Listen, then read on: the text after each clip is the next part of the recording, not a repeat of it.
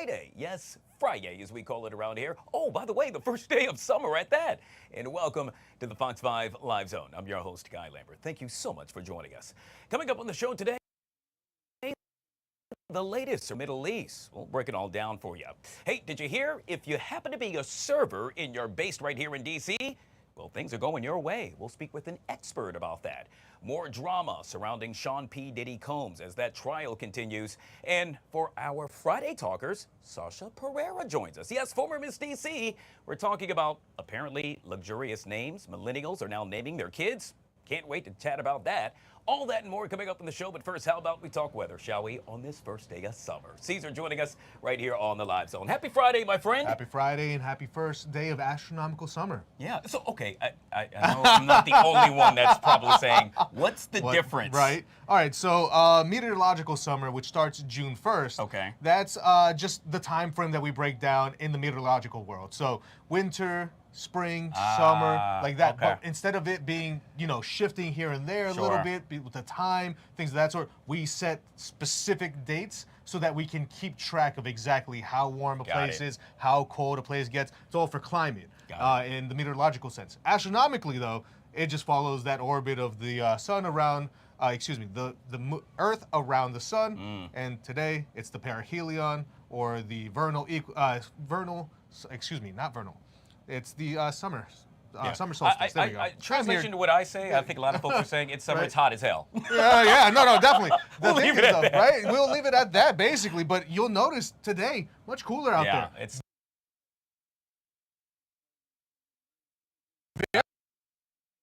humid, and that's really the setup that we stick with for today. Keep that word in mind just for today, because as we talk about the forecast for today, we are going to see that it's less humid, it's comfortable. Great way to wrap up the work week after it being so humid, showery, not so much fun weather as we continued really seeing that the past week. Then as we head into the overnight hours, mild temperatures once again, temperatures still hanging around those 60s and 70s. And this is probably going to be one of the last times where we see temperatures cooling off this much. And it's going to be actually pretty important because when we start to see high heat that I'm sure everyone has been hearing the potential for, you want temperatures overnight to drop below 70 degrees because that gives the body the time to actually cool off and not have that cumulative heat stress building in. So if you don't have AC, things like that, or it's not as strong of AC, that's what you really want. Looking at tomorrow's planner, well, if you're looking to head out there, enjoy a lot of the activities, they got the Club World Cup game going on at 6 p.m. at Audi Field. You'll see that temperatures will be a bit on the warmer side. We're expecting to get back in towards those low 90s, and that's where it really starts to turn up. You'll see this high pressure, that Bermuda high, really setting hold and actually getting a little closer towards us and building in. So by the time we get in towards Sunday, that's where more of that heat really builds in, and humidity as well. So the heat and humidity really start to pair up and kind of hit us with a 1-2 punch going into Sunday, and then even Monday. Look at that, temperatures back in towards those upper 90s, nearly triple digits. But you know what? Doesn't matter if it says 100 or not, because this heat dome really builds in and keeps us seeing temperatures for our daytime highs well in towards those upper 90s, and our overnight lows mostly hanging around mid 70s, even close to 80. So we don't get close to that below 70 threshold to cool off our bodies overnight, and that's where the heat deaths start to accumulate for a lot of those people that are more susceptible to heat, the elderly, people on medication for heart conditions and things of that sort, as well as also young children and pets. So looking at the future heat index, look at this. 106 is what it can feel like on Monday. And that then starts to still blend in. Overnight, it still feels like it'll be around the 90s at 1:30 a.m. There is no escaping the heat over the next few days. Going in towards Monday's heat risk, we start to see the purple really coming up.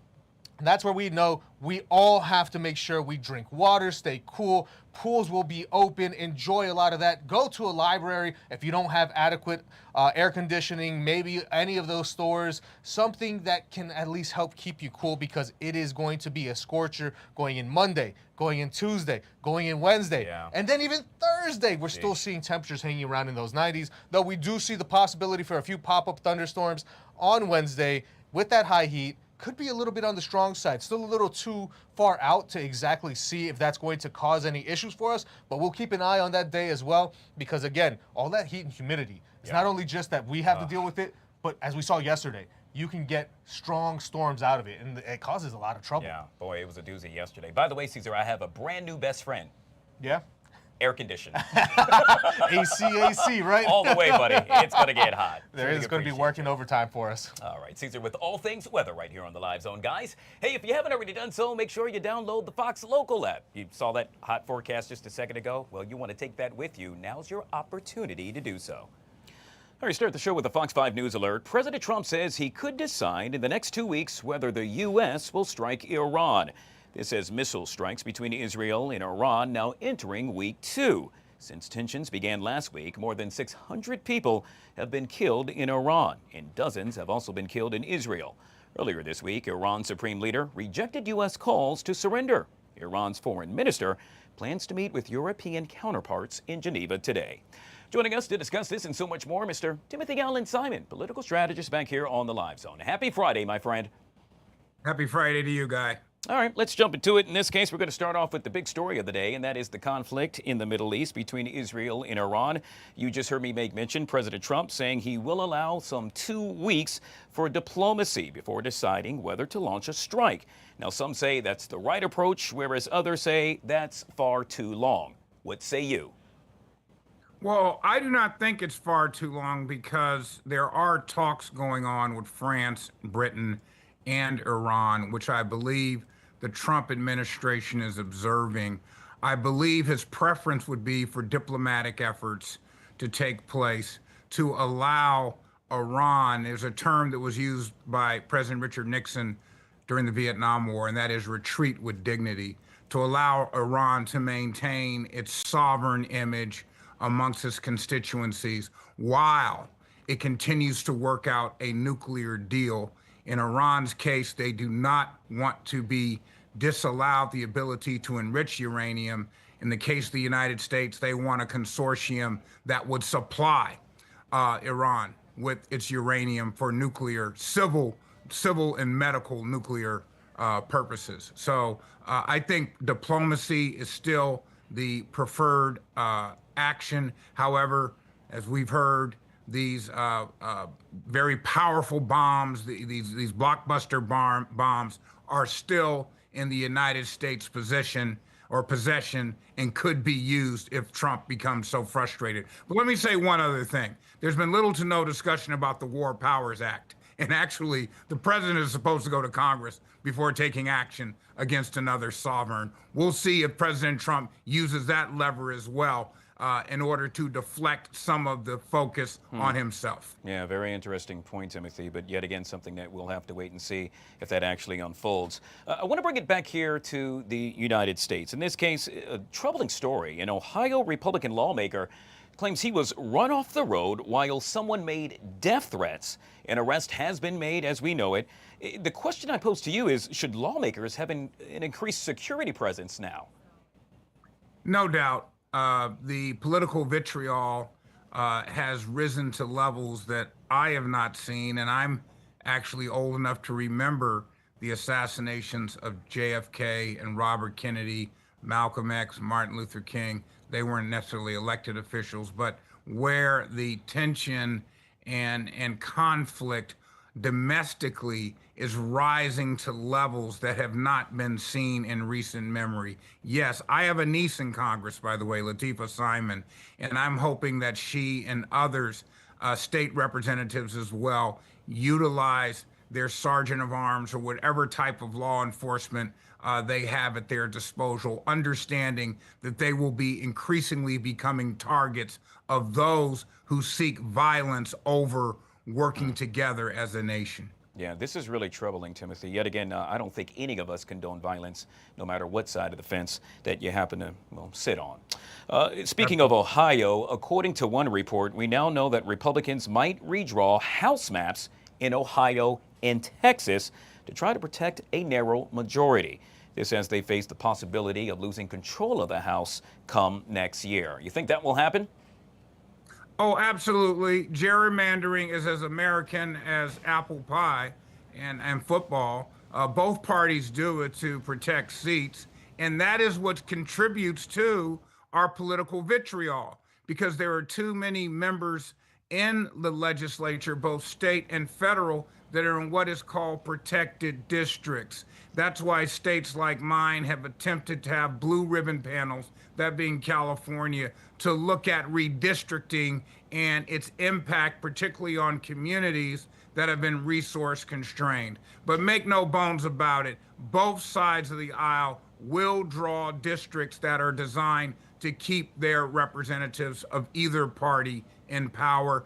I would say the voter suppression side of that now is probably more on the right or the Republican side. But if you look at history, Democrats, particularly in the South, have had a very prolific track record of voter suppression as well. And I'm speaking of the civil rights, voter rights era of this country. Well, most recently, Timothy, I could speak to this. I was in the state of Texas when they redrew the lines in Houston, and that's when, well, Congressman, and Democratic Congressman at that, Al Green, yet again took his first seat as a first-time congressman, Yes. to your point.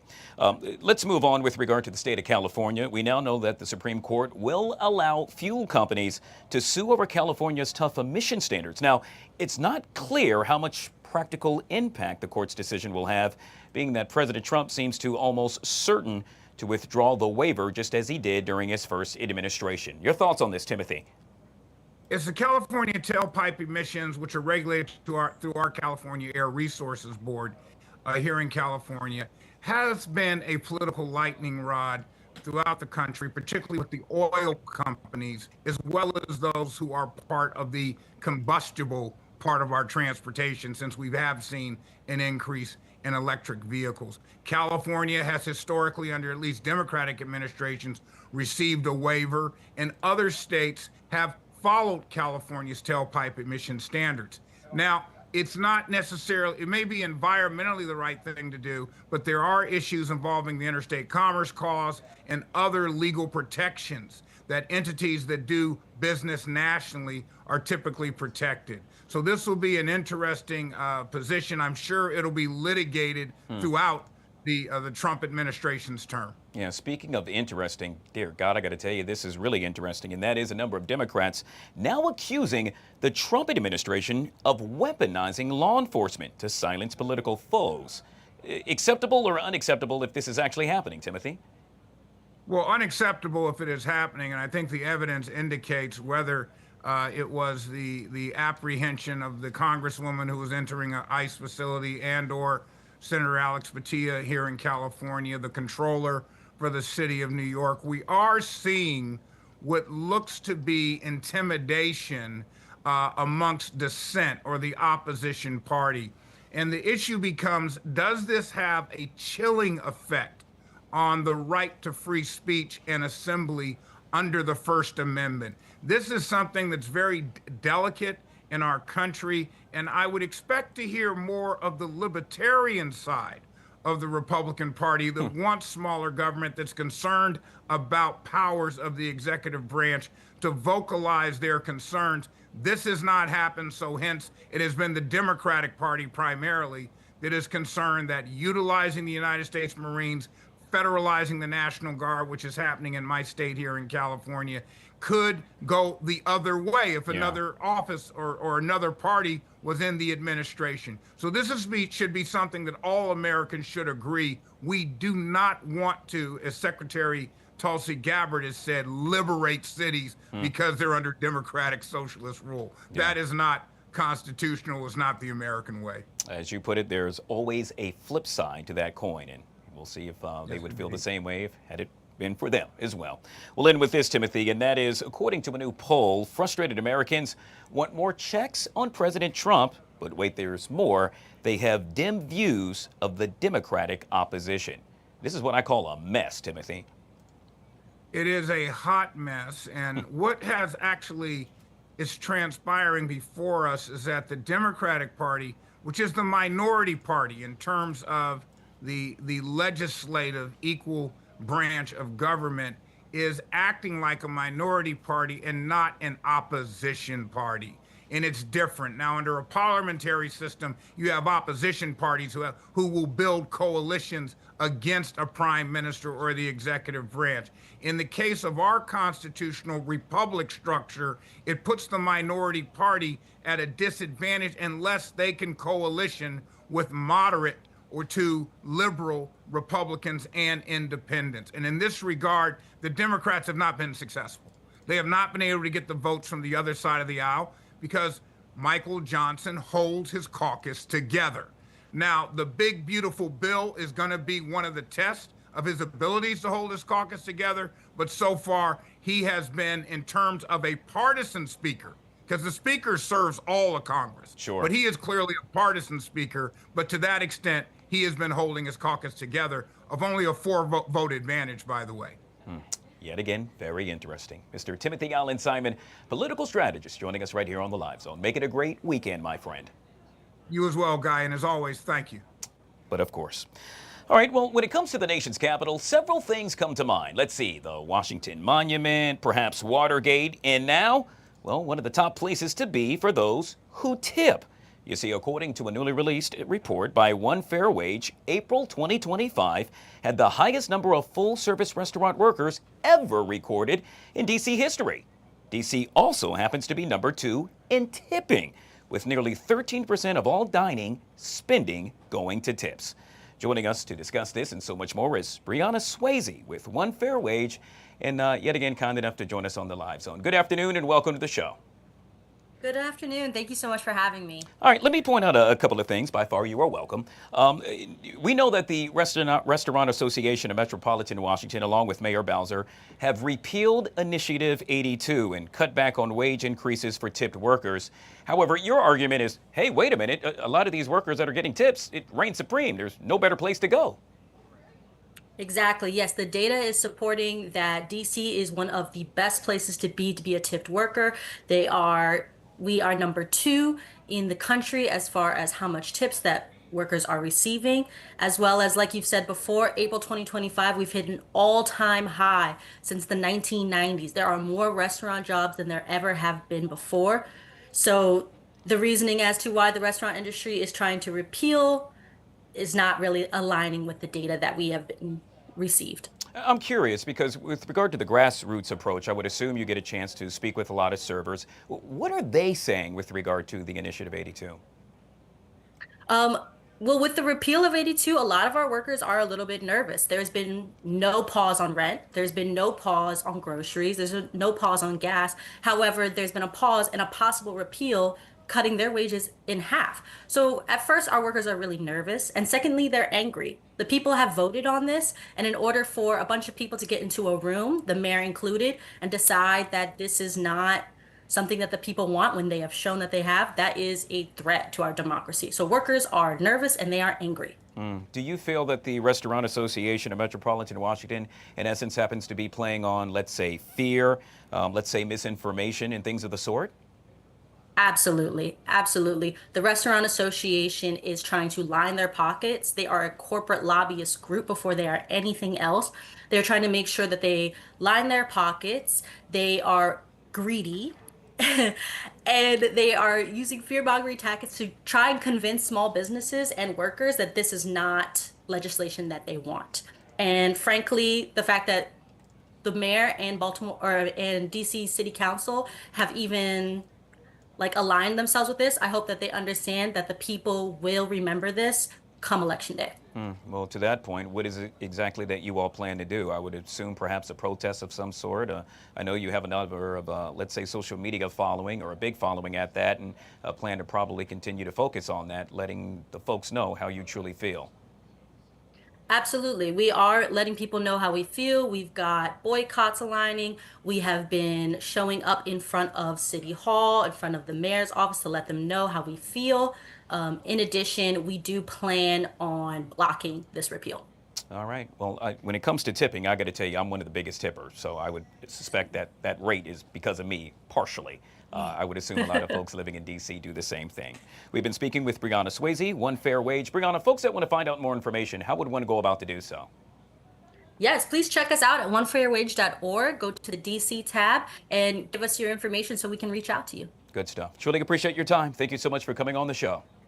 Thank you. Have a lovely day. You too. All right, guys, we'll take our first break. This is the Fox 5 Live Zone.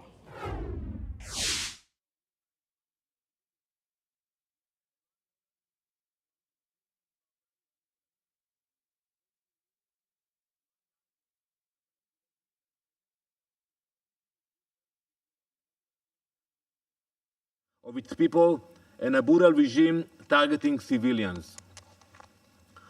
Colleagues, it is Israeli civilians running for shelter now, every day. But something many of you also seem not to understand is that when Israel acts, we are not only defending our people, we are defending yours. As German Chancellor Merz said, and I quote, Israel is doing the world's dirty work.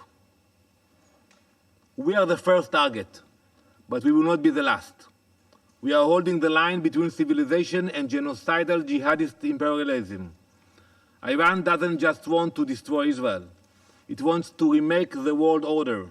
One missile, one terror proxy, one destroyed hospital at a time. So no, we do not apologize for defending ourselves. We do not apologize for striking Iran's nuclear facilities. We do not apologize for neutralizing the threat. Because while some here raise their voices when Israel strikes a ballistic missile site, they fall silent when Iran strikes a surgical wind. Some condemn us for destroying a drone factory, but say nothing when Iran hits a residential building. That is not balance. That is moral collapse. We are doing what this council should have done long ago. We are acting where the international community hesitated. We are stopping a threat that endangered the entire world. Though our homes, our families, and our children are under threat, we will not stop. Not until Iran's nuclear threat is dismantled. Not until its war machine is disarmed. Not until our people and yours are safe. This is not just Israel's fight. It is the world's fight, and if no one else will fight it, we will. Thank you, Madam President. I thank the representative of Israel for his statement. I wish to take this opportunity to remind all speakers that this is a formal meeting of the Council, and as such, the need to ensure the proper decorum and proper language. We should always aim to refrain from personal attacks. I now give the floor to the representative of Iraq. شكرا جزيلا السيدة الرئيس ونعرب عن امتناننا لحضور السيد الأمين العام لهذه We الجلسة express our appreciation for the بأهمية presence of the احتواء هذه Secretary الأزمة General and والدعوة for إلى calling العودة إلى to contain this المفاوضات crisis and his call for return to renegotiations and his awareness of its consequences. We also extend our thanks to the Undersecretary General and the Director General of the IAEA for their briefings.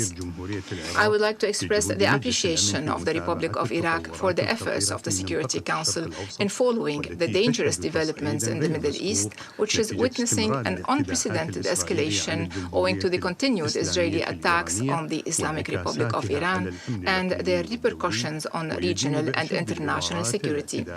Iraq strongly condemns the unjustified Israeli attacks against the Islamic Republic of Iran and the repeated Israeli violations of the sovereignty of states, especially the violations of the Iraqi airspace to launch an aggression against neighboring Iran.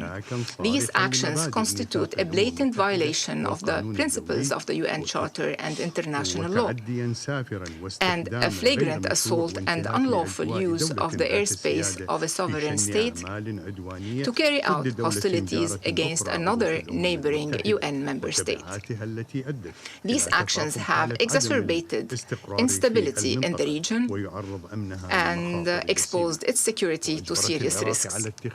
As a result, Iraq Iraq was forced to take the precautionary decision to close its airspace, which caused economic losses in the transportation and tourism sectors, in addition to humanitarian damages due to the stranded travelers and airport closures. We reaffirm our categorical rejection of any violation of Iraqi sovereignty. We call for an immediate end to these unacceptable breaches. We will not allow Iraq to become a battleground for settling regional or international scores. In this context, the government of the Republic of Iraq has submitted an official complaint to the Presidency of the Security Council on the 13th of June, outlining the details of this violation. Madam President, shortly before the convening of this session, 50 Israeli warplanes have violated our airspaces and our territorial integrity. They were coming from the Syrian-Jordanian borders. 20 airplanes started, followed by 30 airplanes heading to the south of Iraq, and they flew over Basra, Najaf, and Karbala cities. These violations are violations of international law and the UN Charter. They violate the sovereignty of Iraq. They also constitute a threat to the sacred sites and regions, which might cause strong popular reactions, considering the importance of these holy sites for our peoples. Madam President, Iraq has repeatedly warned since the beginning of the war on the Gaza Strip. It has repeatedly warned of the consequences of the continuation of this war and the expansion of the conflict, which fuels regional tensions and endangers regional and international peace and security. No measures have been taken so far to stop this war or to alleviate the suffering of the Palestinian people. This has emboldened the Israeli occupation forces to commit more crimes and attempt to expand the war and escalate it, dragging the region into a regional conflict. This is what we had warned against. We reaffirm today that the continued Israeli aggression against the Republic of Iran threatens to turn the region into a full-scale conflict zone with catastrophic consequences for the peoples of the region, for international waterways, their closure, and the impact this might have on energy markets and the global economy. The continuation and geographical expansion of the war or the involvement of new actors in this war all threaten to turn it into a comprehensive regional conflict that jeopardizes the stability of the entire region and will have dire consequences for all the peoples of the region, including countries that were not part of the direct conflict. The situation becomes even more serious since this is not the first time the Security Council convenes to discuss military actions carried out by the Israeli entity against sovereign states and their nuclear facilities.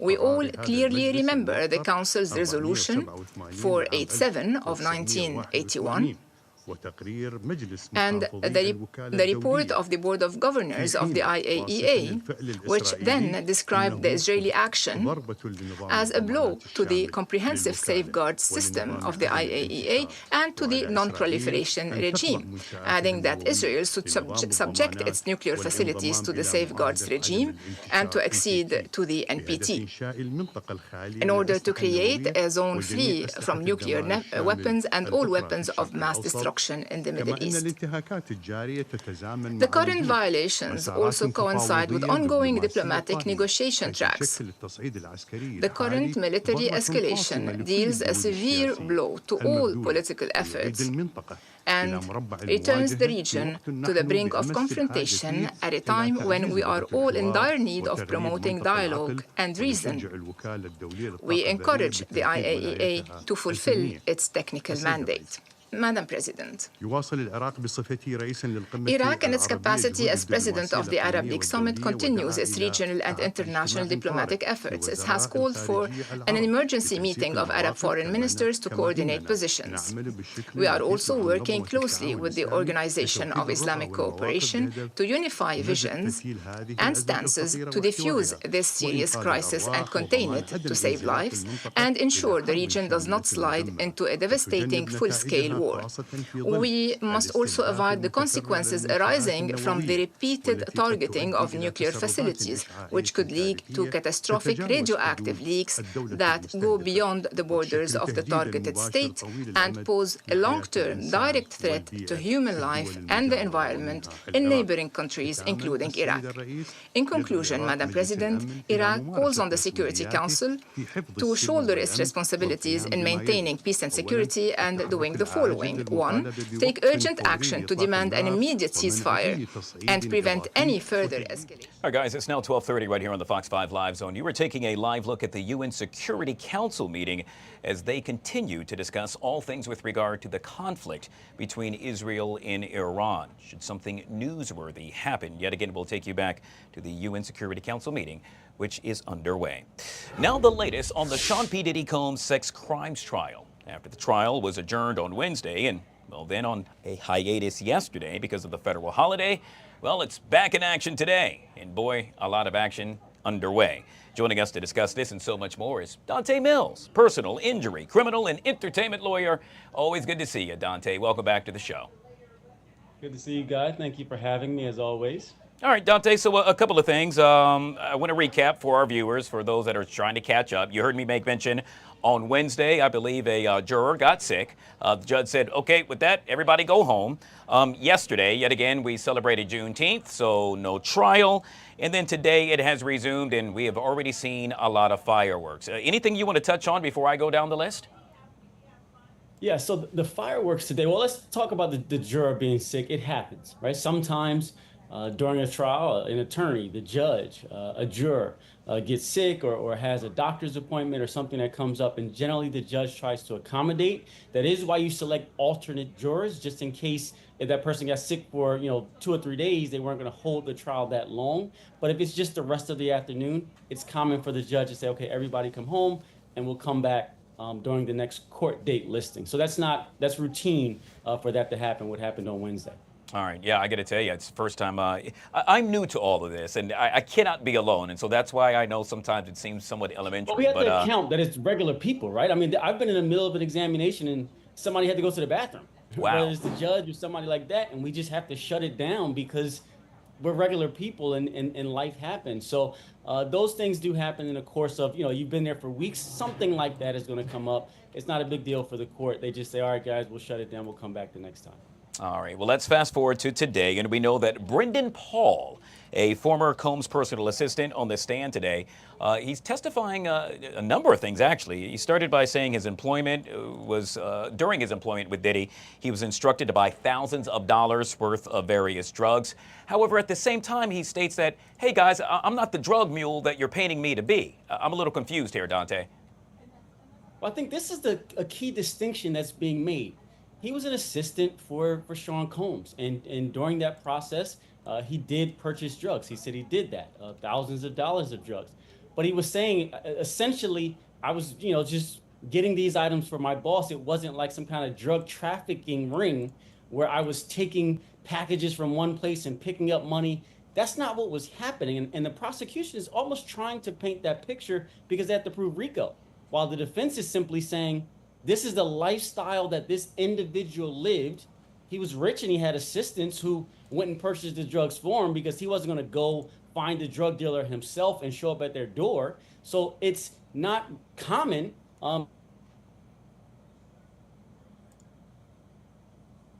It may be illegal in the sense of purchasing. It's not the bigger picture that the U.S. attorney is trying to prove. That's the distinction that this case is ultimately going to come down to. Was this just personal preference and lifestyle? Or was this an organization set up for the purposes of furthering crime? It's a big difference in the two. Yeah, speaking of a big difference, what about the testimony, his testimony, I'm referring to Brendan versus Jane, we know that happens to be Combs' former girlfriend. According to Brendan, he stated while on the stand that Jane was not, and I repeat, not forced into spending nights in hotel rooms with Diddy, meaning she wanted to take part in those quote-unquote freak-offs. I think it's almost the understanding at this point that they wanted to for various reasons, the people who did, whether they were receiving benefit, whether they just wanted to be a part of the lifestyle, whether they enjoyed it themselves. There was never a point where they said no and Sean Combs said, you cannot leave, or I am requiring you to do this. It was, well, if you don't want to do it, then you're out, right? You're not in my orbit anymore. So they chose to be in his orbit, which came with participating in these nights. And there was testimony today about these nights, about setting up these nights, that they happened, but again, was just part of his lifestyle. In fact, this witness today called them wild king nights. So it was almost like, you know, just a personal thing, his sexual preference that was facilitated by his assistants, because that's just what he wanted to do. It wasn't some kind of operation where he forced people into it or said, if you do not do this, there will be severe consequences. The only real consequence was, I like doing this, so if you want to be around me, you have to do this. And then they made the choice to either do it or not. Yeah, well, we know, obviously, especially you, that with regard to being on the stand, you got to tell the truth, or there's this thing called perjury. What really struck me about his testimony so far is that he stated, one, that he was arrested before because he was carrying Diddy's drugs. Two, they asked him, well, do you like Diddy? How do you feel about Diddy? And he said, well, I kind of don't know. I mean, I liked him before, and then he fired me before, and then he rehired me. That testimony alone kind of states to me that, you know what, perhaps this guy maybe is telling the truth because, yet again, you're under oath, but more importantly, he was more human, if you will. He was expressing his feelings, perhaps, that you would do when in a position of telling truth. Am I wrong? Absolutely. No, you're absolutely right. And the jury pays attention to that. They're looking for witnesses who's going to come in and be either one extreme or the other. If somebody comes in and says, oh, everything Diddy did was wrong, then you're like, oh, maybe this guy has an axe to ground because nobody does everything wrong. Just like if somebody comes in and says everything he did was right, they're like, oh, he's probably trying to cover up for him because nobody does everything right. But when you have somebody that takes the stand and says, well, I kind of like him. There were times I liked him more than others. There's times I hated him. I'm just here to tell the truth. And he has immunity, so he also has no reason to lie because he can't get in trouble for anything that he says. So I think when you put those kind of things together, the jury is really paying attention and saying, I buy what this guy is saying because it's not all roses, it's not all thorns. Yeah. It's somewhere in the middle, and that's generally where people are. Wow. Interesting. Can you clear something up for me, Dante? And that is today the court provided the defense and prosecution with the proposed jury charge, guidelines by the judge to the jury before deliberations. What in the heck does that mean? Yeah, so the jury, they're what I like to call the judges of the facts. They determine what happened, right, with the facts of the case. The judge is the judge of the law. So the judge will tell the jury, here's the law, and you decide if the facts of the case meet that law or not. So the jury instructions, for example, in this case will be, here's the crime that he's charged with, and here's what has to be proved in order for him to be guilty of that crime. Now you, jury, go look at the facts and tell us if it meets that standard. It's almost like the box that the case has to go in. The judge says the box has to be square. The jury looks at the facts and says, well, these facts are a circle, so it doesn't fit. Or these facts are square. Law. That's really what the jury's job is. So the jury instructions is, here's the law you have to follow. Here's what the qualifications are. Now you look at the facts and tell us if they meet these qualifications. I got to tell you, all of this is fascinating. And thank you so much, Dante, for breaking it all down for us. Yet again, I cannot be the only one that is somewhat confused and needs someone like you to put it in layman's terms. And you do it oh so well. It's a big process, but it's important. It's good for people to see this process and understand how our system works, because I truly believe in it. I think it's the best system in the world. It's not perfect. Nothing is. But I think it's a good system, and when people pay attention to it and really get into the weeds and details of it, they see that fairness is often the outcome, and that's what we're trying to do in all of these cases. Well said. Yet again, Dante Mills joining us right here on the Live Zone. Make it a great weekend, my friend. You too. Have a good weekend. All right, guys, we'll take a quick break. On the flip side of that break, producer Chris joins us. What to watch? Coming up next, right here on the Live Zone.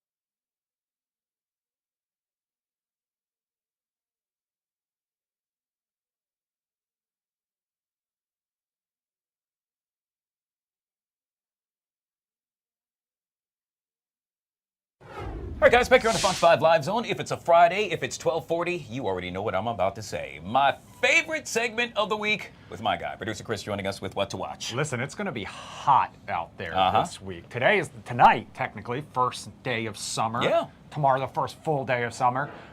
Talking about temperatures like hitting triple digits.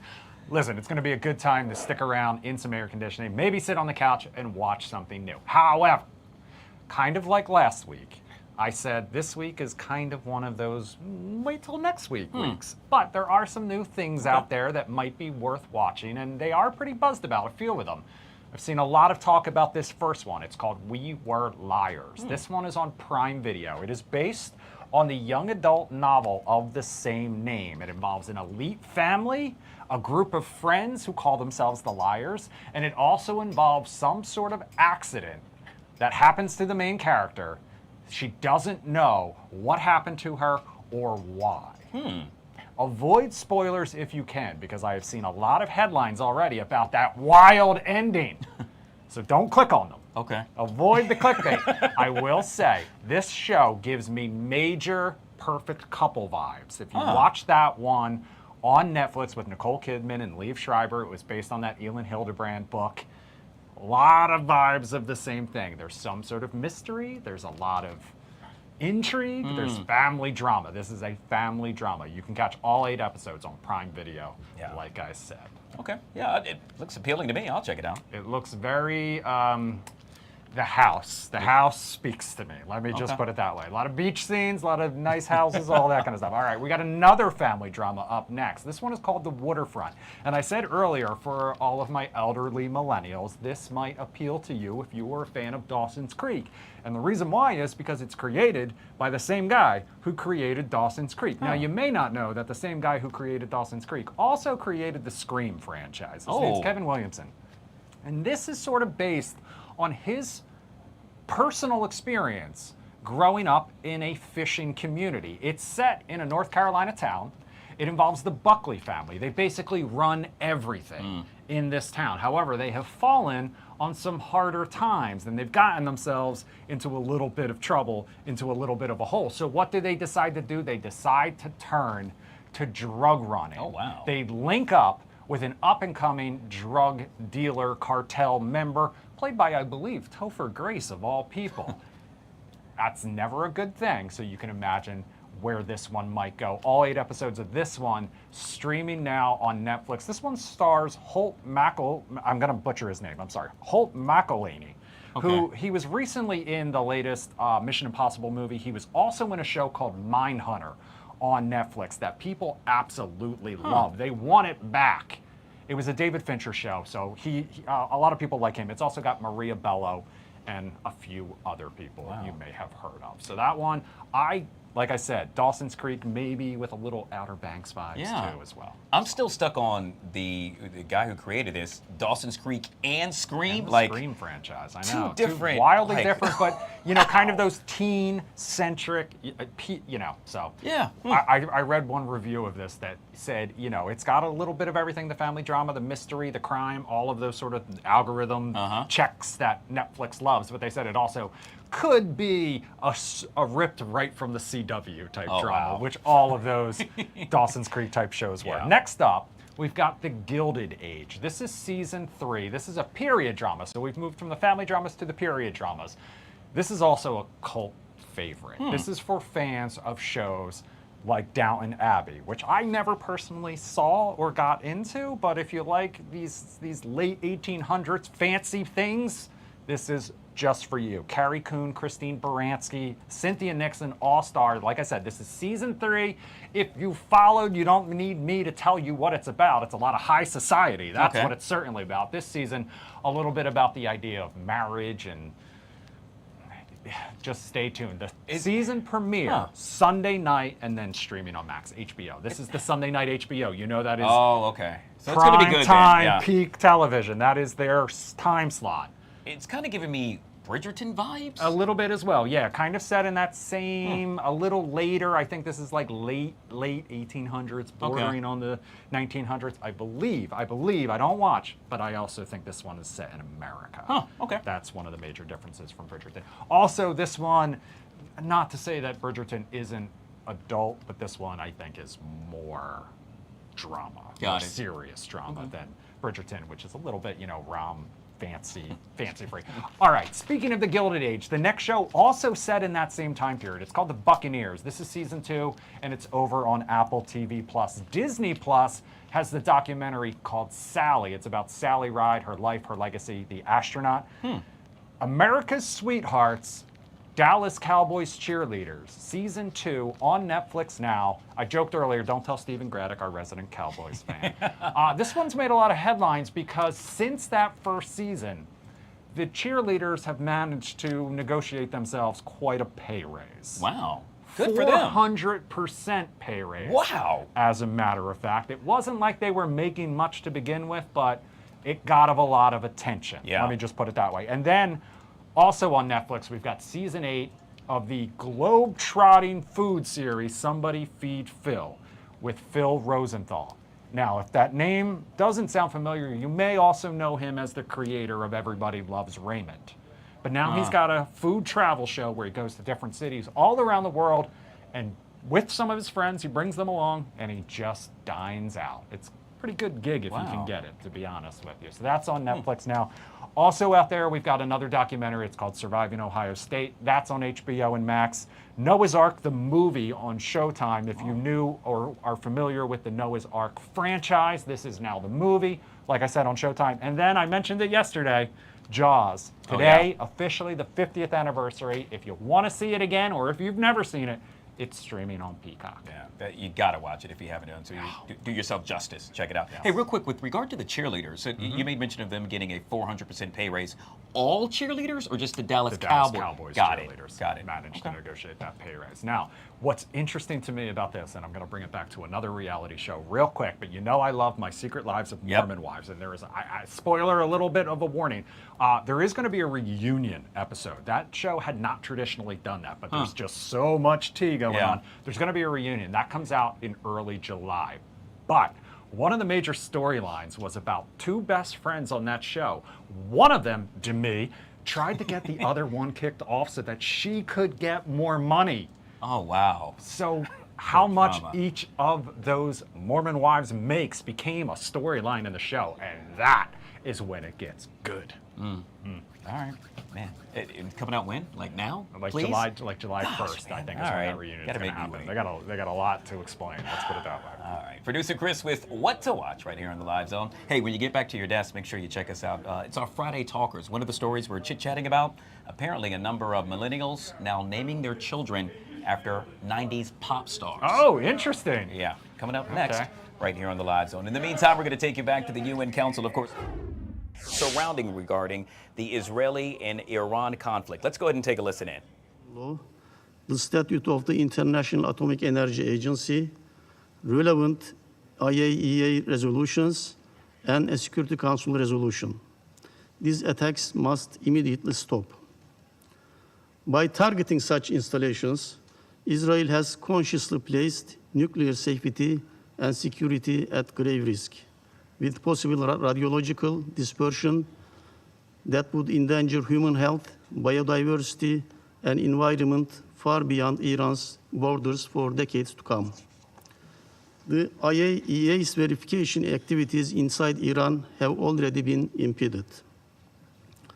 It is also deeply troubling that a non-NPT state, which maintains deliberate opacity regarding its own nuclear capabilities, is attacking the nuclear infrastructure of an NPT state under safeguards. This recklessness strikes at the heart of the global non-proliferation regime, compelling all of us to reflect upon its wider repercussions.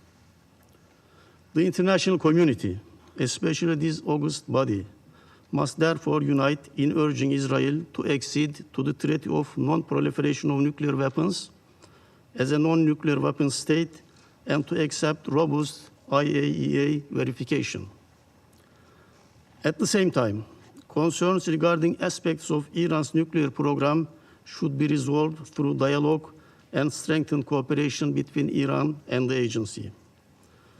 Turkey has consistently underscored that a diplomatic process remains the only viable route to settle the nuclear dispute and has supported and facilitated efforts toward that end. We continue to believe that diplomacy is the sole sensible path forward, and we call on all actors in a position to do so to exert their utmost efforts in this direction. Madam President, beyond the immediate nuclear risks, the security ramifications of this conflict are extensive. Energy security, which is inseparable from the national security, is now under severe threat. Strikes in one of the world's most sensitive regions for oil trade risk supply shortages and extreme price volatility, while the resulting uncertainties undermine long-term investments in vital infrastructure in the region. Hostilities have already disrupted sustainable transport, pushing up container and shipping costs and straining global supply chains. The destruction of urban areas and the natural environment further threatens biodiversity and jeopardizes regional and global sustainable development objectives. Madam President, we must not allow the crisis in Gaza to fade from the international agenda in the shadow of these latest events. Israel's assault on Iran cannot obscure the ongoing crimes being committed against the Palestinian people. Indeed, Israel's continued occupation of Palestinian territory remains the root cause of many conflicts across the region. A just, lasting, and comprehensive peace is attainable only through the recognition of an independent, sovereign, and contiguous state of Palestine within the 1967 borders, with East Jerusalem as its capital. International community must therefore press with urgency for an immediate cessation of hostilities in Gaza and Iran alike, and redouble efforts to implement the two-state solution. Imposing peace is no longer a mere option. It is an imperative to preserve the credibility of the UN system and to safeguard the international law. Failure to do so will only fuel a vicious cycle of violence and war. Madam President, this Council must act collectively and decisively to prevent further escalation. The risk of wider conflict, forced displacement on a massive scale, and irreversible environmental harm demands our immediate attention. Turkey stands ready to contribute constructively toward any initiative that will de-escalate tension, restore the ceasefire, and relaunch credible, meaningful diplomacy. Let us seize this moment to reaffirm our shared commitment to the UN Charter, to the global non-proliferation regime, and to the principles of peaceful dispute settlement. Only by resolute adherence to these norms can we hope to avert catastrophic consequences for the Middle East, for the international community, and for next generations. Madam President, I touched on the spillover effects and displacement in Iran. Of course, UN staff is not immune from that. To the knowledge of this Council, 45 UN staff has been evacuated to Turkey from Iran. This shows also that this Council must act. Thank you. I thank the representative of Turkey for his statement. There are no more names inscribed on the list of speakers. The meeting is adjourned. All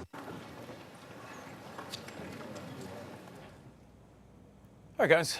Yet again, there you have it, the UN Security Council meeting to discuss all things surrounding the conflict that continues between Israel and Iran. Wanted you to get an up-to-the-minute coverage, if you will, with regard to what's happening with that. We believe the meeting has been adjourned, as you just heard. Should more information occur, we'll make sure we get that to you right here on the Live Zone. We'll take a quick break. We'll be right back.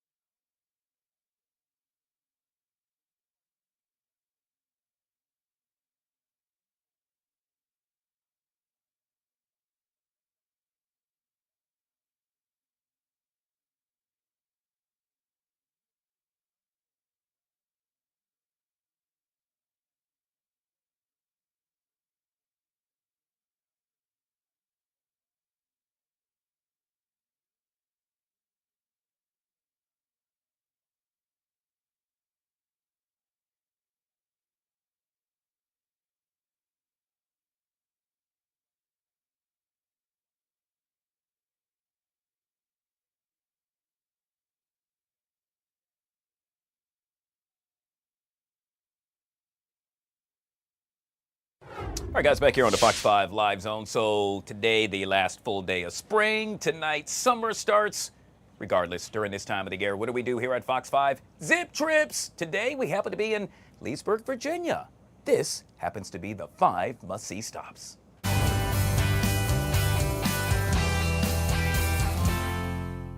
Number 5, E-Bike Connections. Just off the W&OD Trail, E-Bike Connections offers free test rides, rentals, and repairs. It's a great spot to grab a bike and explore the trail. Don't miss the Love Work sign made from bike gears and the sculpture garden in Leesburg's Raffalo Park. Your next adventure starts here. Number 4, DIDDY Manor. Tucked away in historic Leesburg, this hidden gem was once home to George C. Marshall, a true American hero and the man behind the Marshall Plan. Now you can indulge in a house tour at the manor or explore the beautiful gardens and grounds. Honor a hero and experience the legacy of George C. Marshall at DIDDY Manor. Number 3, historic Leesburg. Founded in 1758, Leesburg is now a lively hub full of craft breweries, cool coffee shops, and stylish boutiques. This August, the town welcomes Hotel Berg, the first hotel in the historic district in 30 years. While you're exploring, don't miss the newly renamed Charles Hamilton Courthouse. Discover the charm and buzz of modern-day Leesburg here. Number 2, Oatlands Historic House and Gardens. Oatlands is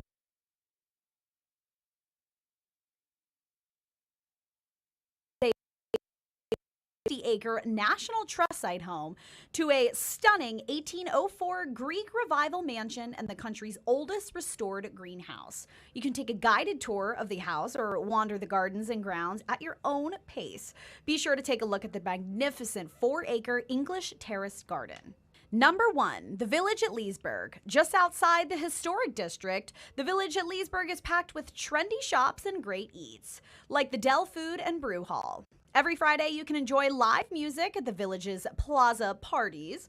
Plus, with a Drink in the Good Life program, you can sip and stroll through the plaza with a beverage in hand. Cheers, bites, and good vibes all in one place. Yeah, yet again, I got to tell you, number 1 in my heart for Leesburg happens to be the food. Amazing restaurants. If you haven't already done so, make sure you pay a trip to Leesburg. Yet again, recapping our zip trip earlier today. All right, guys, it's 1 minute past 1 o'clock, which means it's time for a little celebrity dish on a Feel Good Friday. Joining us for that is, hey, our girl is back, Asia from Magic 102.3, joining us right here on the Live Zone. What's up, Asia? What's going on, Guy? Yes, I'm back, and I'm back in the city. I'm like so excited to be here. How are you? Happy Friday. Happy Friday. Last time we saw you was, what, I guess about 7 days ago. You happened to be, I guess, what, in Miami. You had a star sitting right next to you. I mean, it was a lot going on. A lot of folks actually reached out and said, oh, my gosh, she's all over the place. Yeah, I have been all over the place. I even went to the Diddy trial a few times. So I've been like jet setting for a couple of days. I'm happy to be home, happy to be like stationary, to be hanging out with you today. All right, let's jump into it. We got a lot to talk about. In this case, we're going to kick it off with Shedeur Sanders. Well, he's a household name by now. You should know that. In this case, not necessarily the case, I should say, for one Ohio cop. He was pulled over earlier this week for speeding. Asia. He was going 91 miles per hour, allegedly, in a 65 mile per hour zone. Now, when the two cops walked up to him, one of the cops said, hey, can I have your ID? To which he handed him his Mississippi ID. The cop then said, well, what the heck is this? He said, well, hey, I played football and I'm just coming from there in Jackson, Mississippi. To which the other cop then said to Shedeur, he doesn't know who you are. The cop, regardless, still issued him a citation. It's funny and all, but, yet again, it seems like he's maybe perhaps getting started off on the wrong foot there at playing for the Cleveland Browns. I mean, 95 is not that fast. I'm just kidding. What? I drive a Porsche. I'm pretty fast all the time. But no, yeah, he does have a sense of entitlement. He's Deion's son, he's had entitlement since birth, so I'm pretty sure he's been doing that even before his name became a household name. He's probably he's his daddy's son. Look how vain his father is. You gotta look at that. Yeah, I get it. And but yet again, to your point, a sense of entitlement. I mean, the heck with that. I'm talking about safety. Look, I don't want him behind me, in front of me, or around me if that's going to be cool. Driving 95 miles an hour. okay, I've done it once, but you know, I got a ticket and never again will I ever do something like that. And so hopefully he learned his lesson as well. In all fairness, we're really talking about safety. We don't want anyone to lose their lives or get hurt. I mean, there's a reason why they have a speed limit, Asia. At least that's what I say. Yes. Absolutely. I agree. I agree wholeheartedly. All right. Drive safe. Yeah, drive safe. Get your act together. You do that on the football field. Go fast on the football field, but not around me, especially when I'm driving. I love this life. Hey, speaking of loving lives, in this case, I think the, shall I say, former owners of the LA Lakers, oh, they're really loving their lives. Why? Because they sold the franchise for a whopping $10 billion. Can you believe that, Asia? We're talking about the Lakers apparently selling it to the owner of the Dodgers. Now, Byron Scott, you remember him. He played for the Lakers, superstar. If you happen to be an NBA fan, you know exactly who I'm talking about. He hopped on social media to taunt none other than the Boston Celtics fans. You know, there's that big rivalry between the Lakers and the Celtics.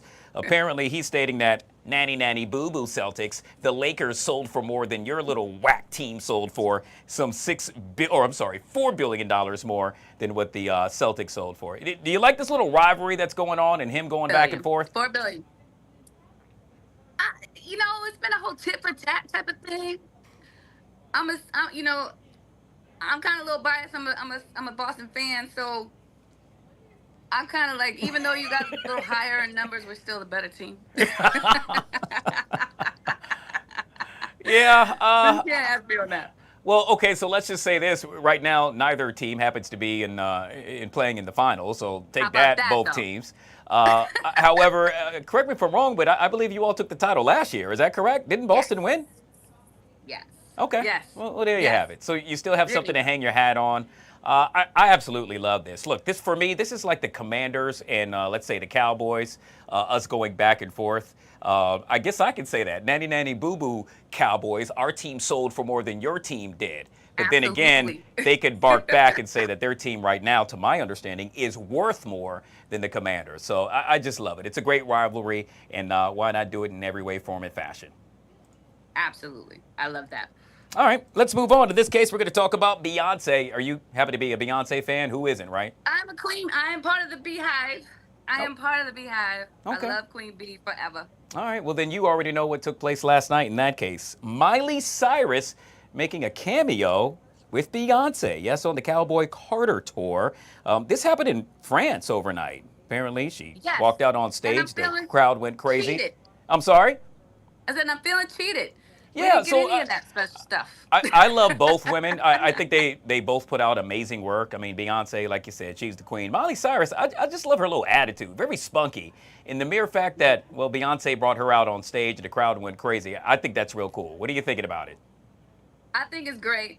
I haven't seen the clip. I'm hoping that she didn't twerk because, Miley, you can't twerk. But you're a great artist. You know, I love your voice, but just stop trying to twerk. That's all I'm going to ask. Are you surprised that out of all the artists Beyonce could have presented on stage that she selected Miley Cyrus to do so? A little bit, just a little bit, you know. But I get it, you know. They have a little combination together. I get it, you know. So she's probably picking the demographic. Hopefully because she's hinted that she's gonna come back another round. So hopefully when she comes back another round, she'll bring some surprises our way too. All right. Well, I still have yet to go see a Beyonce concert as of late. The way my bank account is set up, I just can't do it right now. You didn't want to spend $7,400. Not going to happen. No, absolutely not. Now, if you let me borrow it from you or you give it to me, then that's a whole different story. You can check me out front row at Beyonce. I got you. Hey, Asia, we'll end with this, and that is, speaking of money, billionaire Telegram founder Pavel Durov. Did you hear about this? Apparently, he's revealed that he's fathered more than 100 children. But here's the thing. He's worth over $17 billion. Now, according to him, when he passes, he will leave his fortune to his 100 children. But there's a catch. They have to wait 30 years before they can, in essence, cash that check. He states that he wants them to live a normal life before they walk into all that money. What are you thinking about this? I'm doing the math. That's what, $170 million a piece? And then I'm trying to figure out, he's only like 40 years old. So how in the world did he have time to have 100 children. And you know, he really wasn't that cute. When I first saw his story like a while ago, I think he actually got like hair implants and pec implants and ab implants. Now he's super fine, but he bought that look. I mean, if you look at his before and after, he definitely looks different. But I would wait 30 years. I think he's probably doing that to keep the mothers from getting the cash, their hands on the money too, probably. I don't know. Oh gosh. 170 million, that's worth it. I don't know. Hey, if you want to have a little biracial baby, I'm here. You are hilarious. The matter of fact, immediately you said he is not cute. I think it's interesting. I don't think he's the first to do this. If I could recall, I think Shaquille O'Neal also said that he doesn't plan to leave his fortune to his children as well, or at least all of it.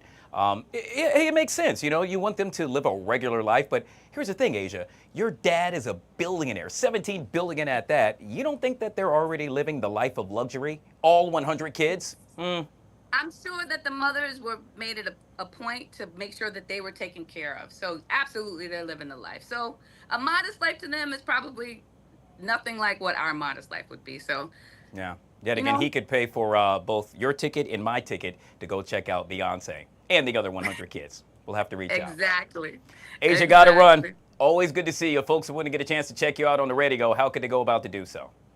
You can always follow me at Always Ask Asia on Facebook, Instagram, Twitter, and TikTok. Again, that's Always Ask Asia. You can check me out on Magic 102.3 and 92.7 on Saturdays, 11 a.m. to 3 p.m. And I'm having my community day this Sunday at Marlowe Furniture in Forestville, Maryland. It's absolutely free, so I hope you guys come through. No doubt. Always good to see you, Asia. Make it a great weekend.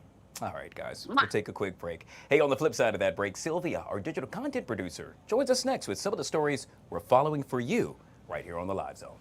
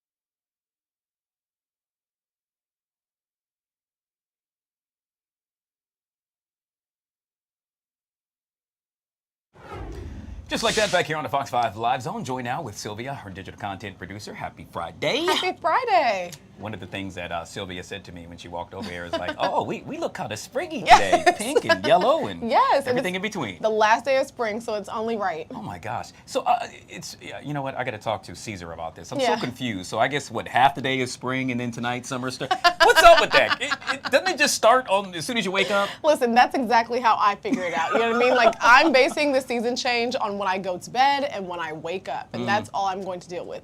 But of course, we know that tomorrow is solstice Saturday, or summer solstice is tomorrow. But with that comes lots of activities in the DC area. And solstice Saturday is actually tomorrow, which is when the National Mall museums, the museums that are on the National Mall, they stay open a little later in the evening. So some museums will be open until 9, 11, and even midnight, and they'll have different bands that are out there playing music. So live music is taking place. You can visit the exhibits. It's basically like a full party, block party, celebrating summer being here. Wow, okay. What's your favorite thing about summer for you? Oh, wow, that's difficult, Guy. I love a good day party on a rooftop. Yeah. That's one thing that I love. Yeah. Jazz in the garden is something I really enjoy. Yeah. The walks that you can go on at any time of the day. I mean, I just love being outside, but what I don't love about summer is those scorching temperatures. Yeah, like we're going to see next week. Oh Dear my God. goodness. Yeah. I do not like extreme temperatures. I don't care the season. Whether hot or cold. Whether hot or cold, that's right. It's funny how you pointed out day parties. At this age, yeah, I'll say that. I enjoy it, especially after you work all week, you want to release some steam, you go out and hang out, have a drink or two, a mimosa, and have a great time. And you're back in the bed by 9. There you go. I love it.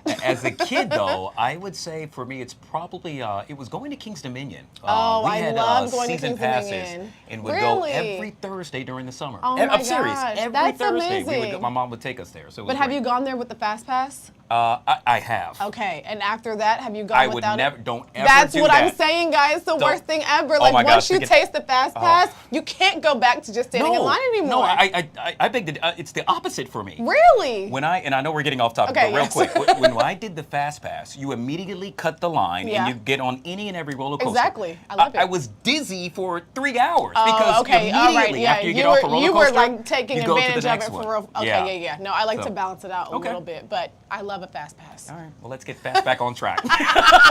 In this case, we're talking about movies and certain movies that are turning a certain amount of years old. Yeah, so Jumanji is celebrating its 30th birthday. Can you imagine? It came out in 95, so it's 30 years old, and there's going to be lots of celebrations that are taking place with this movie. I mean, I remember literally watching this, and the board game was so cool, and just imagine, there's so many sequels that have come after. Like, there's still, like, new Jumanjis that are still coming, like, as we are looking out, like as you can see right now. But some of the celebrations that are going to be taking place are going to be some screenings, parades, costume races, and closing ceremonies for the celebration of Jumanji. Yeah, I never watched the original one. Really? Until recently. Yeah. But I am such a huge fan of the one with The Rock, Kevin Hart. I've never watched those. Oh my gosh, I've it's only great. watched the original. Really? Yes. So, okay, we got to switch. We have to swap. Yes, I've seen Kevin Hart and The Rock, and I know our Kevin McCarthy has interviewed them. It looked like it was a great time, but I just haven't gotten the time to sit down and actually watch it. Did you enjoy the first one, the original? I did, yes. From what I remember, I enjoyed it. Yeah, the plot is a little bit different, Yeah. but at the same time, great movie. Great time to spend your week next week after watching us staying inside the cool tents. Exactly. Doing just that. Exactly. So happy 30th anniversary to Yes. Jumanji. All right, I know you've been chomping at the bit to get to this last one. Yes, okay, so for all my RHOP fans, that's the Real Housewives of Potomac, there's some new tea that's hitting the scene. Stacey Rush actually announced on Juneteenth that she is launching her very own cannabis brand, taking to Instagram to share the news, even saying that she will be the first African-American woman to own a cannabis brand in Virginia. Wow. Now, the name of the brand is going to be Shayo, which is actually a Nigerian term to be joyous and happy, something that some of you may be familiar with. That was like a huge song this summer last year, Burna Boy, Shayo, everyone was all singing that song. But the reason that this is a bit interesting is because if you actually tune into the show, then you remember during the reunion, Giselle actually accused Stacey of basically stealing Wendy's husband's brand, Happy Eddie, and opening up her own line of cannabis. Okay. And Wendy literally asked her, like, Stacey, are you gonna do that? And Stacey was like, no, I would never. And I literally went and rewatched it. She was so sincere. She was like, Happy Eddie is a lovely brand, and I wish you and your husband the best, and I would never. Giselle was dropping receipts saying, didn't you meet with someone to do this? And you said that you wanted to do that. So all in all, Giselle Bryant was in fact right. And being an avid watcher, I have to say that Giselle tends to be right. You may not like the messenger or want to hear the message, but I bet 9 times out of 10, Giselle is spot on. Wow. All right. Well, What a shakeup. Yeah. Well, high five going out to Giselle for getting it right. And, you know, I have nothing negative to say about Stacey. You know, former Fox 5 contributor right here. She's a great friend. I've done a number of community events. I called upon her. She showed up and showed out, helped out and gave back. And now it appears she's giving back in the form of ooh-wee. Exactly. I'm just wondering what this will look like moving forward in the new season. We do know that taping is happening. Monique is coming back to the show as a friend of the show, and they were actually recently taping in the Bethesda area, Monique and Giselle. So this new season will be very interesting to see how things kind of shake up and pan out. All right. Well, I'm looking forward to it. You and me both. Not really. And no Karen Huger, no Grand Dame. So we'll see how this goes. Well, I hope she's doing well. Obviously, still behind exactly. bars, but hopefully she'll get out soon and very soon. Yes. All right, Sylvia, with all things we're covering for you right here on Fox 5. Seems like it was a Real Housewives of Potomac report. We got to have a little roller coaster there. We're all over the place. By the way, for more information, you can log on to our website, fox5dc.com. Julie, appreciate you. Of course. Thank you. All right, guys. So we'll be right back. Our Friday Talkers coming up next.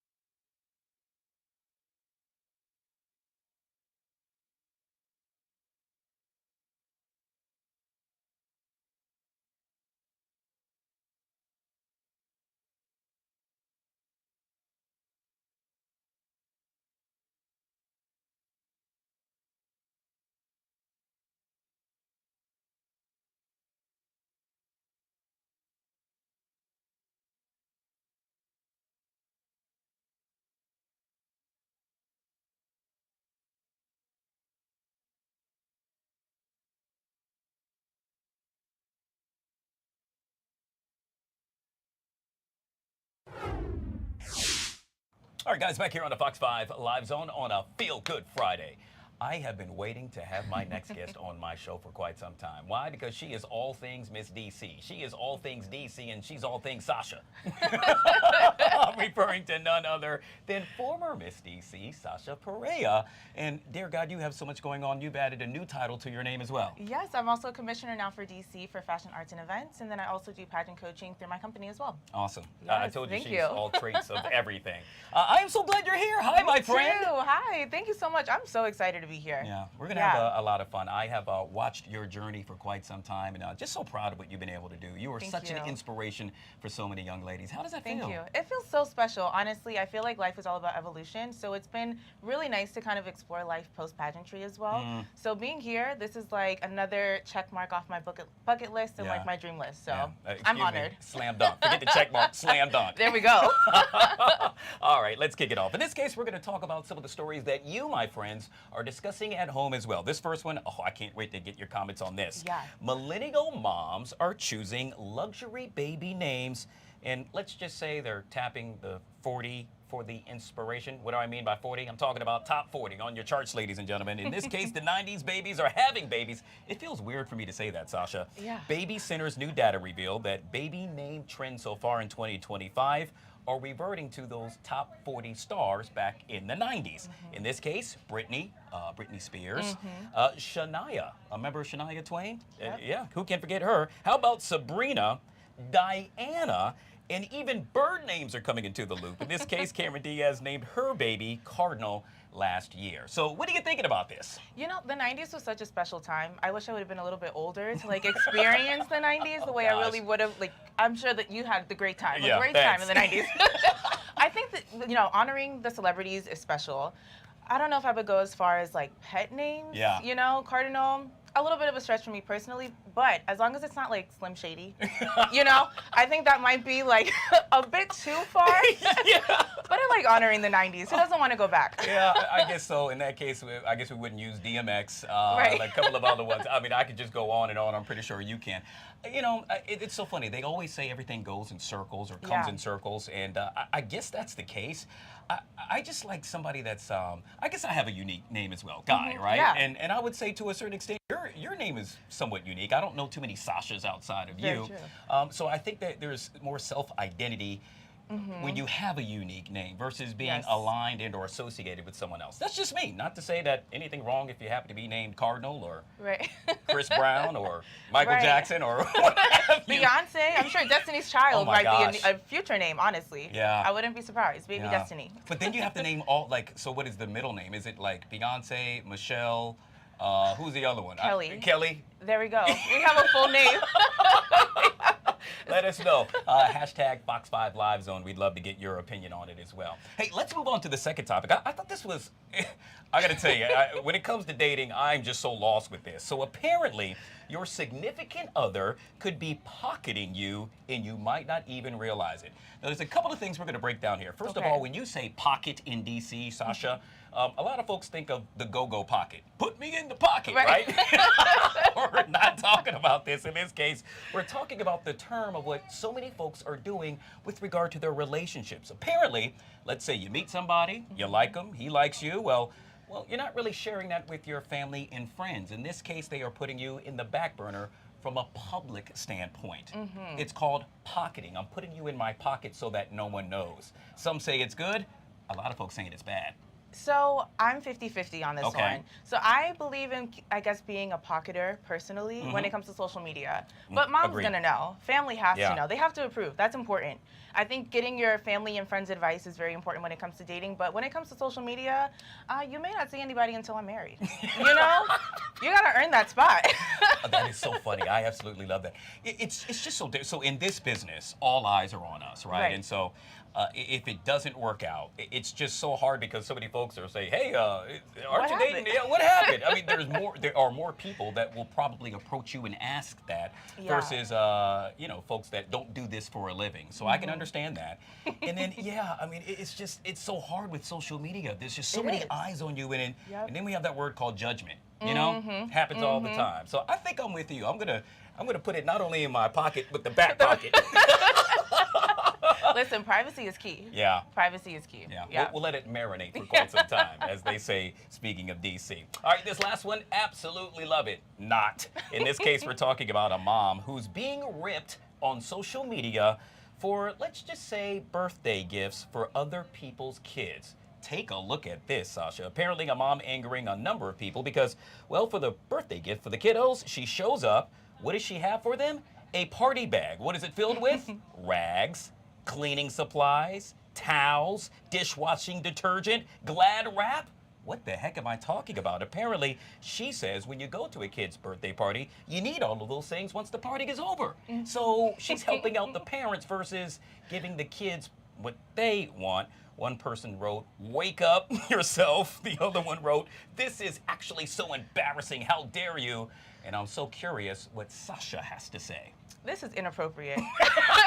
This is inappropriate. I feel like this is equivalent to like giving a child coal for Christmas. Oh gosh. But the problem is it's not your kid. Yeah. You know, like you're there to celebrate another child. Like, was this a poorly behaved child? Like, what is the reason? Yeah. I can't stand for it. I would have a problem with it. I definitely have a problem with it. Look, Yeah. well, I'll say this. I kind of like this, her showing up with that, but have a real gift for the child as Right. well. Look, I mean, I know you Yes. want to help out mom, but can you imagine that little 5-year-old Billy, you know, can't wait to get his gift, and he looks at the bag and there's Glad wrap? Right.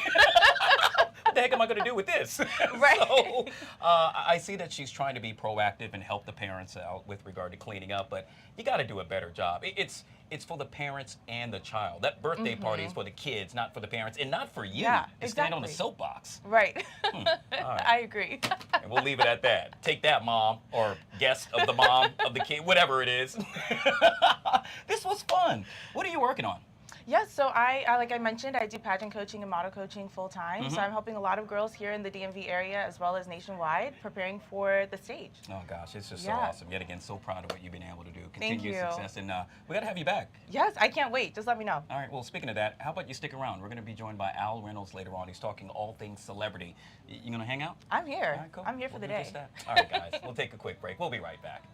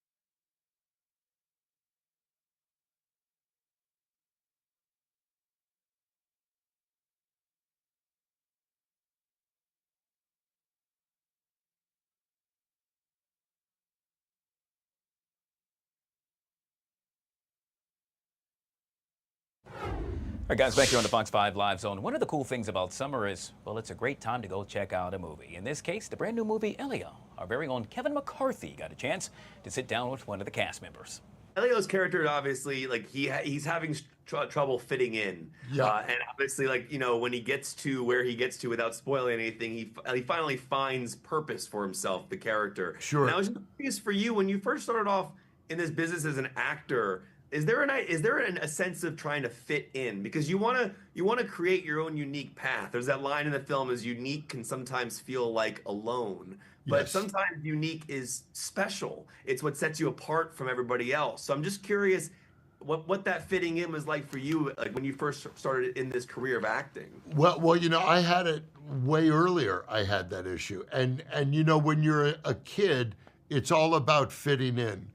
Uniqueness really doesn't become a commodity emotionally or any other way in life until you have matured. Because uniqueness is something that, you know, you have to hold on to, that comes out of many times being alone.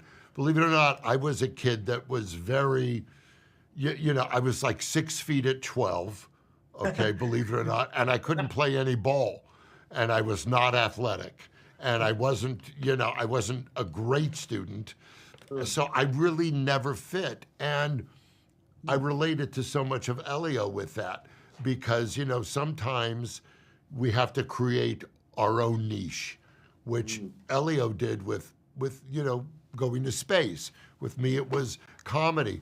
But even starting in the business, you know, was always super tall. And I remember one of my first auditions where I didn't really do well. And I heard one of the directors go, you know what, it's going to be a drag to light him anyway, because he's so tall. It's going to be tough to light him. And it's funny, that stayed with me so long, because it was, I think that was kind of a little quip he was doing to one of the writers, because the audition didn't go well. So right away I started to believe that, oh my gosh, it's going to be a lighting thing, not just attempting a performance. But because of my height, I really started to believe, you know, that crazy talk of not fitting in for this or that. Because most actors, as you know, are 5'6", 5'7", 5'8". So, how tall are you? 6'8". Wow. Yeah. Oh, Yeah, but Grygon is 18'4". I don't know if you know that. I did not know he was 18'4". I had to put on my big boy shoes for that one. I got to tell you, that's truly funny. Yet again, our very own Kevin McCarthy interviewing one of the cast members of the brand new film, Elio. I cannot wait to check that out. Hey, speaking of summer and things to do during the summer, we know that today happens to be the first full day of summer. Of course, with summer, it's tough enough to juggle family schedules and all the stress that comes with it during the school year. However, it's a different story, especially if we're dealing with kids that have divorced parents. It can get difficult to really be sure your kids' needs are met when summer shakes up. Let's just say it's an issue, and let's just say my next guest is, well, hoping to bring change and more awareness surrounding it. I'm referring to none other than, well, a certified family mediator, attorney, and post-divorce coach. I'm referring to Mr. Yes, Anthony Diaz, joining us right here on the Live Zone. Mr. Diaz, good to see you, sir, and welcome to the show. It's great to be here. Thank you. So let's jump into this. You are known as the peacemaker. I absolutely love that. With over 20 years of experience helping families run smoothly with regard to all things co-parenting. I come from a home where my parents got a divorce, and so I know fully what it is to deal with that. I'm hoping you could share with my audience some tips so that the parents can really get along and that the kids can still have a smile on their faces. Absolutely. So the summer is one of the most favorite time for kids. They're out for 8 to 10 weeks. It's something that they really look forward to. And it can get a little challenging for co-parenting for those who've gone through a divorce. But there are a number of strategies that parents can use to make sure that the summer break goes as smoothly as possible. And with that being said, one of them happens to be make a summer plan together. How key is that?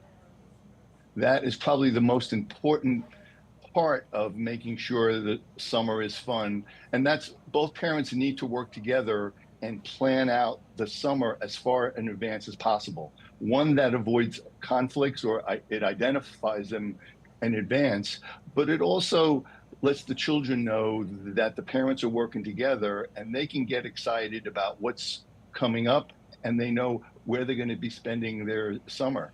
Yeah, I can tell you one of the things I love most about summer is that my routine changed. However, you say it's a good thing to have a routine, but make sure you have it with a relaxed spirit. That's a great balance to try to achieve. And it's important that children have a routine, whether it's during the year or even during their break, to make sure that there isn't a disruption. But again, remember, it's summer, and it's important to be flexible so that they can enjoy the summer and it's not too rigid for them. All right, so one of the cool things that I think you highlight, I love this because it brings together, yet again, both parents. It's cheering each other on from afar. That's so key. It is, and it's not easy to do. As a parent, seeing your child maybe having fun with the other parent and you not participating can be maybe painful, but it's important to remember this is your child. And if you can cheer them on by saying, hey, did you have a great time? Or it looks like that's fun. It also takes the stress off of the child that they're not trying to make the other one happy or unhappy, and they don't have to take sides. So definitely participating either through social media or on the phone when you're not with them is really important. All right, so you've heard the term sharing is caring. In this case, share the load, not the stress. Absolutely. And summers can be expensive. You've got travel, camps, you know, to go on a plane or to go on a trip is really expensive. So again, having that open conversation with the other parent and making sure that, you know, the expenses are either shared or talked about, you know, to make sure one parent is not taking more of the load than the other. But again, it comes back to open communication and making sure that you're keeping your child number one. Anthony, we'll end with this, and that is, I don't know if you got a chance to watch some of the show earlier, but during one of my previous segments, I made mention of, as a kid, how much I would love to go to the amusement park King's Dominion, based right here in the D.C. area. But you're stating, you know what, it's great. That's a good thing. Why? Because you're creating memories, and both parents should do that with their children. Exactly. And there are so many ways that you can do that. As parents, if you take a step back and look at what do you want your children to remember when they grow up and they have children, and if you can do that, it really goes a long way in making sure that they have memories of their summers together. Absolutely love it. Folks that want to find out more information, Anthony, or perhaps they want to seek your services, how would one go about to do so? Well, they can reach out to me, and I have a lot of free resources on my website, and it goes into co-parenting strategies and other things, and that's at anthonydiazlaw.com. Truly appreciate your time. Mr. Anthony Diaz joining us right here on the Live Zone. Make it a great weekend, sir. Thank you. You too. Right, guys. We'll take a quick break. On the flip side of that break, Al Reynolds joins us. Yes, the media personality. However, this time, he's playing the role of a judge. You'll see it next, right here on the Live Zone.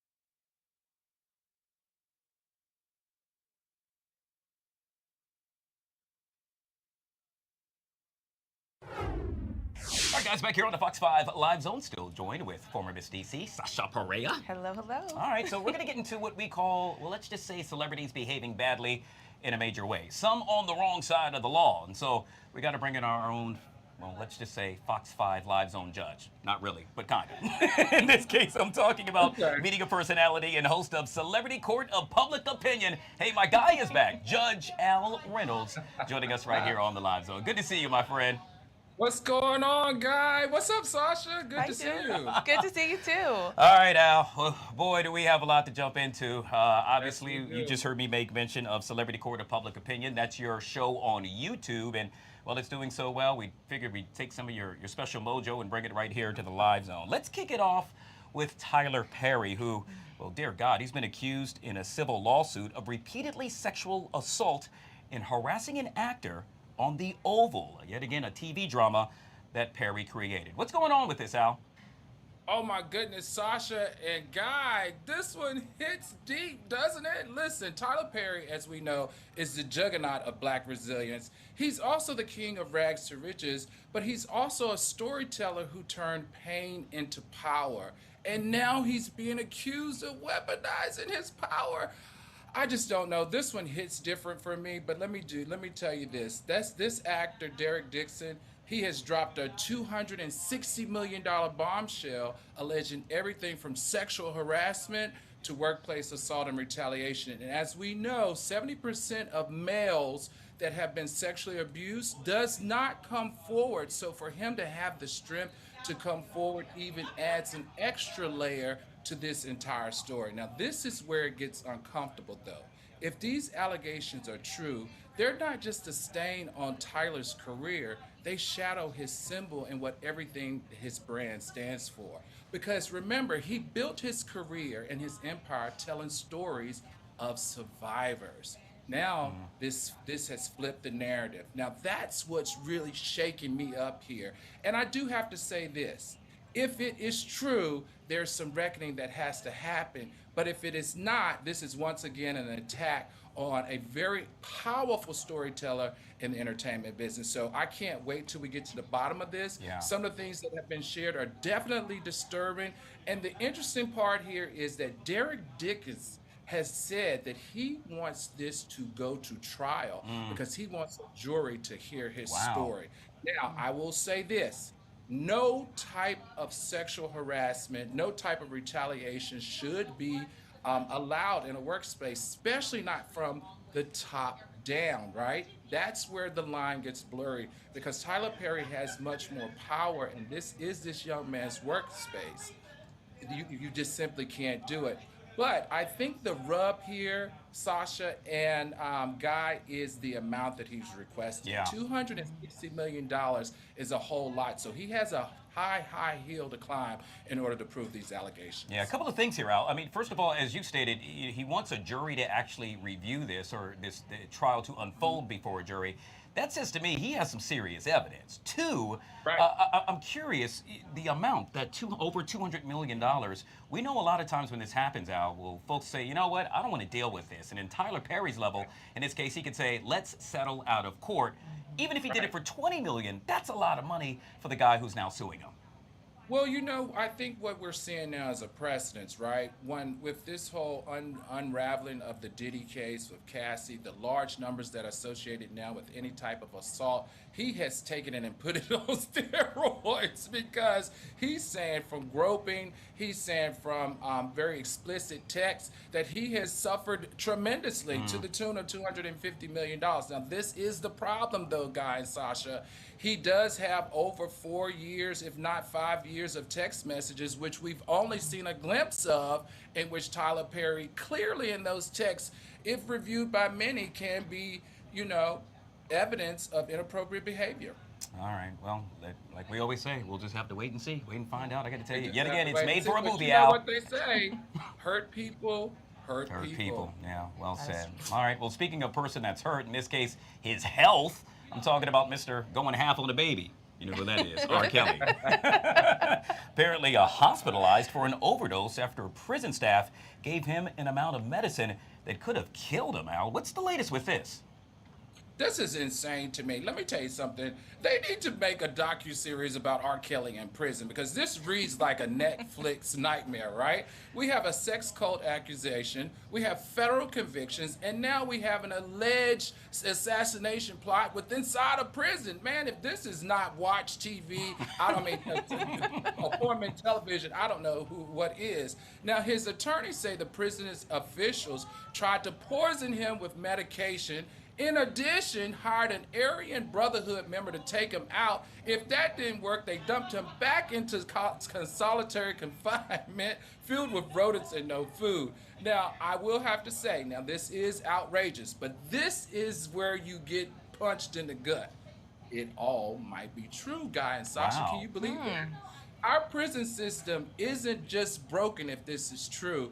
It's actually dangerous. So regardless of R. Kelly's wrongdoings in the past and being a criminal, he simply cannot be treated like this in the criminal system. This is a person who's on the phone with their attorneys on a daily, weekly basis. Can you imagine if they're doing this to him, what they're doing to other people in prison? That's the first thing that comes to my mind. Now, what I don't like, and I'm sure you and Sasha can agree with this, is this does not give you a pass, R. Kelly, to get out of jail.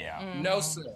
What this can give you a pass to, though, it can give you a pass to be transferred to a different correctional facility. That I am in favor of. But dropping the entire case of all the horrible things that he's done to women and to some underage women at that, simply is not going to be good enough for me to let him get out of prison for that. Yeah, yet again, just one that is so surprising with regard to what's unfolding with all of this, Sasha. I'm curious your take on it.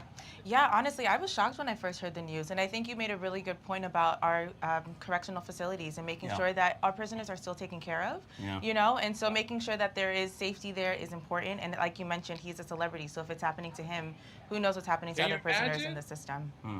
Right, can you imagine? That's the scary part for me. But the crimes that he's committed does not allow him to get out of jail because... Al, I will not ask you if you're still listening to his music, and don't ask me as well. So we'll just leave it at that. Sometimes you find yourself listening to it and you don't listen to it, right? And you're moving and you're like, oh my God, wait a minute. That's me. I just roll the windows up and turn it up a little bit so only I can hear it. Hey, we got about 2 minutes left, and I want to make sure we get to this last story, and that is Antonio Brown, yes, the former NFL player. Apparently, well, he's wanted for, dare I say, attempted murder. What the heck is going on with this, Al? Sasha, can you believe this? Antonio Brown isn't just spiraling. He's crashing out. Now listen, he is a former NFL icon facing attempted murder warrant, right? Now get this. This is what kills me. He's seen on camera assaulting a man.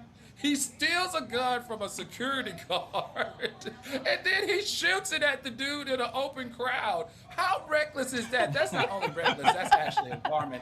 And it's not funny, but it's almost like, it's like a story that you can't make up, right? Now, this is the kicker. This is not, he is now posting on social media from Dubai like he's on spring break. Like, sir, no, sir, we will not do that. And the authorities can't wait for him to come back because they're going to have his handcuffs ready for him. Now, the big thing for me here is that it's quite clear that he has some mental health issues that need to be addressed. And I think the NFL may have to step in order to stop this type of stuff from happening, even not just with him, but with all the athletes that find themselves in trouble with juggling, you know, being an athlete and their mental health. For me, I feel like Antonio Brown is at the point where someone needs to step in and intervene and get him the mental health help that he needs. Because this is no longer funny. This is no longer engaging or anything. And we've got to take these athletes off these pedestals, especially when they exhibit behavior like this. Yeah, to your point, Al, a recent study stated that more than half of all NFL players experience some form of CTE. It's a real problem, and I think that's why the NFL is really shifting now to this whole flag football thing. Otherwise, we will continue to see incidents like this sometime in the near future. All right. Yet again, Al Reynolds joining us with his own version of being judge, juror, and, well, we won't say executioner.